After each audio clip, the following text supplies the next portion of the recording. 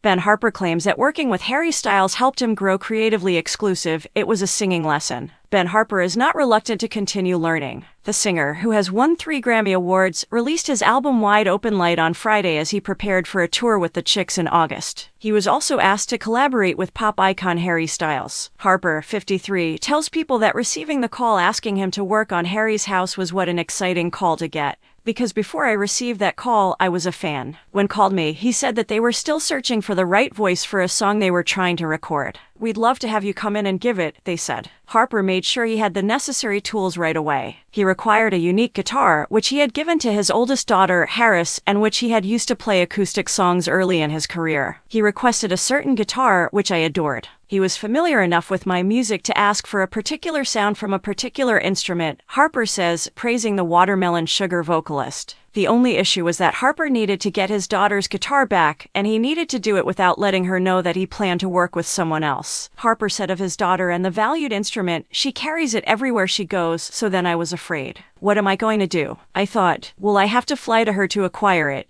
How am I going to accomplish this? Fortunately, Harris was at home for the holidays and was willing to lend her father the guitar while having some reservations. My daughter can really read me. She asked, "Dad, what are you doing?" When I went to pick it up. "With whom are you recording?" Harper remembers. She had an instinct, but I couldn't inform her at that time in case it wasn't captured on tape. In Southern California, Harper grew up surrounded by his family's folk music center store, providing him a front row seat to innumerable musical luminaries. "That's been my masterclass," he claims, and it's carried over into my adult life in being able to say, "Watch Harry." That's how I've always developed creatively, not just by seeing other artists, but also by actively collaborating with them. In fact, the encounter began with lunch, making working with Styles as practical as it could be. Harper still recalls the session with Styles as one of the greatest fun he's ever had. When I arrived, he remarked, "Let's eat." We sat down, ordered meals, spoke, and laughed. A productive session begins with the stomach. If you pause, break bread, and get to know someone better, you can learn about who they are, where they've come from, and where they're going. That set the scene in a way. After that, we went inside and spent the day recording, says Harper. Watching Harry track his vocals was like learning to sing, said The Observer. Styles' Boyfriend single from Harry's house features Harper's guitar work. Harper deems the tune masterful, and Harper's daughter adores it.